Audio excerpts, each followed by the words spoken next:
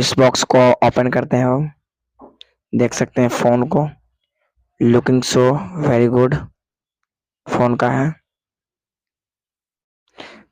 और देख सकते हैं इसमें क्या क्या है। ये रहा फर्स्ट मैनुअल जो देख सकते हैं, और ये कुछ पेपर है, और ये एक और मैनुअल है वीवो की तरफ से, देख सकते हैं। और ये स्टिकर्स कुछ दिया हुआ रहता है। और ये रहा केस। मैंने इसको 1 साल यूज किया है, उसके बाद में आप वीडियो बनाना हो